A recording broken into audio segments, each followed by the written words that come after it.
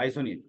तो यहाँ पर एस नंबर 20 बात करते हैं कि अर्निंग पर शेयर, मतलब कोई भी अगर लिमिटेड कंपनी का शेयर हम बाई करते हैं तो ध्यान ये रखना पड़ता है कि वो कंपनी काफी प्रॉफिटेबल होना चाहिए। तो जैसे हिंदुस्तान यूनिलीवर लिमिटेड के नाम सुना होगा, है ना, HUL, आईटीसी के नाम सुना होगा, ये सब अच्छी कंपनी है। तो ऐसे कंपनी का इन्वेस्टमेंट करने से पहले हम लोग चेक करते हैं, एक फैक्टर बताता हूँ कि ईपीएस चेक करते हैं। ईपीएस यानी वो कंपनी हर साल हमारे शेयर्स के ऊपर कितना डिविडेंड दिया, लाभांश कितना दिया, लाभ का हिस्सा कितना दिया, उसको बोलते हैं अर्निंग पर शेयर। अगर अर्निंग पर शेयर लगातार बढ़ते क्रम में है तो हम समझते हैं कंपनी अच्छी है। ऐसे में हम उस कंपनी में इन्वेस्टमेंट करने से हिचकिचाते नहीं है, मतलब एक फैक्टर है करने का। हालांकि सिर्फ यही नहीं देखते हैं, कई चीज देखते हैं, लेकिन एक पार्ट है ईपीएस देखने का। तो यही कहता है, एस नंबर 20 कहता है हर लिमिटेड कंपनी को हिदायत दे दिया गया कि जब भी आप बैलेंस शीट निकालोगे, मार्केट में पब्लिश करोगे, तो आपको ये दिखाना जरूरी है कि आपकी कंपनी ने ईपीएस कितना दिया। ये बहुत जरूरी है और कुछ खास नहीं। एस नंबर 19, सॉरी 21, कहता है कि कॉन्सोलिडेटेड फाइनेंशियल स्टेटमेंट। मतलब क्या कर, देख भाई, अगर आपके सिंगल एक ही कंपनी, एक ही ब्रांच, एक ही हेड ऑफिस है तो कोई टेंशन नहीं है।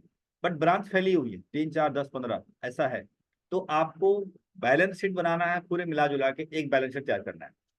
बाकी अलग अलग करिए, आपकी इच्छा है, एक ब्रांच दो ब्रांच का अलग अकाउंट बैठाओ, एंट्री करो, जो करना है करो, बट मिला जुला करके एक बैलेंस शीट बनाना अनिवार्य है।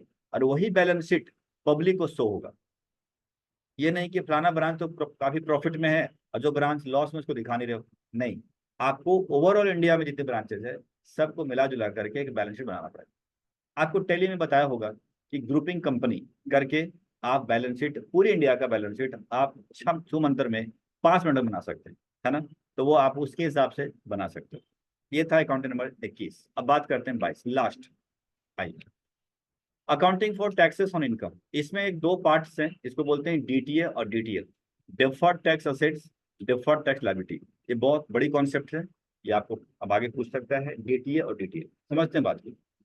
आइए, पहले स्टेप 1 समझते हैं। किसी भी कंपनी का, ओनली कंपनी की बात आऊं, कंपनी की पीएल बनती है कंपनी अधिनियम से, कंपनी लॉ से बनता है। तो कंपनी लॉ से सेल डल गया, एक्सपेंसेस डल गए, डेप्रिसिएशन डल गया, प्रॉफिट आ गया, इस पे निकालते हैं टैक्स। तो 4 लाख रुपए का टैक्स निकाल दिया जो बनता है। इसके बाद हम डेप्रिसिएशन को चेंज कर देते हैं, इनकम टैक्स से निकालते हैं डेप्रिसिएशन चार्ट, उससे डेप्रिसिएशन की रकम आती है उसको डालते हैं, प्रॉफिट चेंज हो जाता है। जो प्रॉफिट चेंज होता है उस पर टैक्स निकालते हैं। मतलब टैक्स दो तरीके से निकाल रहे हैं, एक कंपनी अधिनियम से प्रॉफिट का टैक्स, एक इनकम टैक्स से जो प्रॉफिट आया था उससे टैक्स।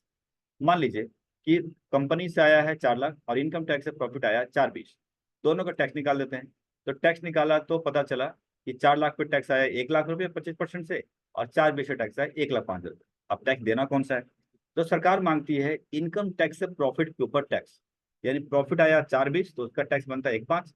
रियल टैक्स आपको ये देना है, ये पे करना है। लेकिन आपको सोचना है कि देना तो मुझे 1 ही लाख था, हमने दे दिया 1,05, सोचना है केवल आपको। तो अंतर कितना हुआ? 5,000 का। इसका मतलब 5,000 रुपये हमने ज्यादा पे कर दिया, ऐसा सोचना है। ज्यादा पे कर दिया तो लेना है मुझे, मतलब आपके लिए बन गया डिफर्ड टैक्स असेट्स। डेबिट करना है आपको और पीएल क्रेडिट करना है, बस।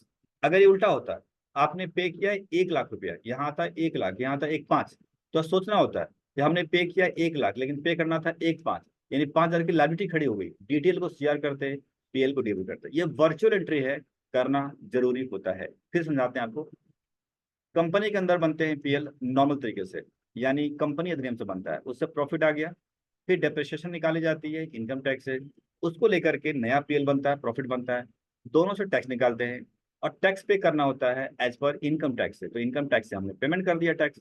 आपको सोचना होता है कि हमने तो पे कर दिया, जो रकम कंपनी अधिनियम से कम है, ज्यादा है, अगर ज्यादा पे कर दिया तो मेरे को वापस मिलना चाहिए, ऐसा सोचना है।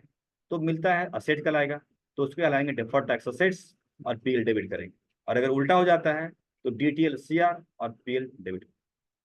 यह एंट्री आपको करना होता है 31 मार्च को, लास्ट में, साल के एंड में करना जरूरी है। पूरी 10:30 बजे, 11:30, सॉरी 10:30 बजे खत्म। अब कल क्या होगा? अब डाउट क्या, सब ठीक है? डाउट के बाद भी तो ऐसे रहता डाउट, सीधा टेस्ट दो, खत्म। चलिए, तो कल मैं डाउट कम टेस्ट दोनों कर लेंगे, समझिए। डाउट कम टेस्ट, मतलब अगर आपका मुंह मतलब डाउट चुप हो गया तो हम चालू हो जाएंगे। डन, क्योंकि परसों का टारगेट हमारा है अकाउंट चालू करना। डन, तो पढ़ लीजिए, कुछ खास इसमें नहीं है, हो जाएगा। अकाउंट्स, अकाउंट्स बता दिया मैंने आपको, जो रिवाइज करने